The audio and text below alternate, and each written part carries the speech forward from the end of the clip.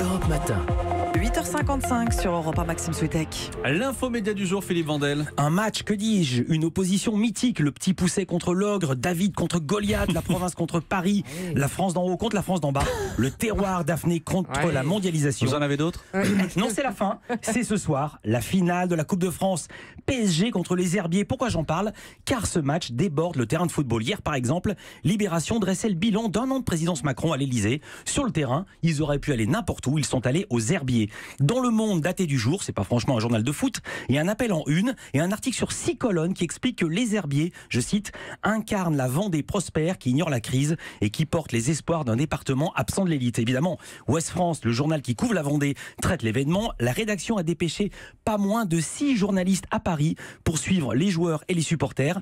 Ils ont même publié une revue de presse internationale où les grands journaux sportifs du monde entier, comme Marca en Espagne, ne tarient pas d'éloges sur le club et ses joueurs. Voici ce qu'écrit Marca, par exemple, sur le gardien des Herbiers. Pichot ne veut pas être comme le reste des mortels. Il a regardé des vidéos qui lui ont permis de s'échapper, de grandir et de devenir un géant. Rien que ça. Wow. Alors toutes les télés, comme vous dites, waouh, toutes les télés évidemment couvrent l'événement, y compris la numéro 1 de l'info continue, qui a envoyé un envoyé spécial dans une boulangerie des Herbiers, c'est BFM TV. Grosse opération de com également du côté du PMU, sponsor de la coupe, qui a invité les joueurs des Herbiers à prendre... Clairefontaine. Oui, ils ont le droit d'utiliser les installations de l'équipe de France et on découvre que les joueurs des Herbiers, très impressionnés, ont peur d'abîmer les fauteuils en cuir.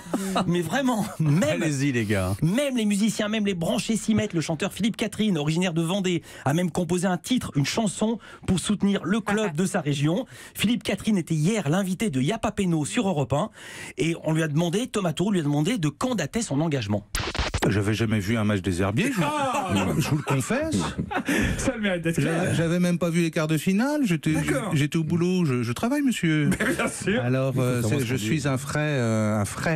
Un frais supporter. C'est un frais supporter. Un frais C'est un supporter. frais de frais. Voilà, Au moins c'est honnête. Oui, au moins c'est honnête.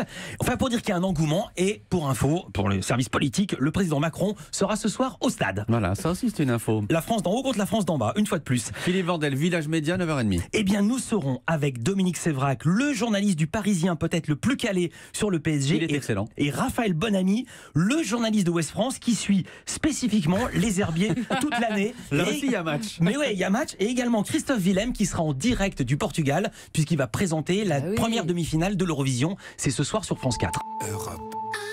Europe 1.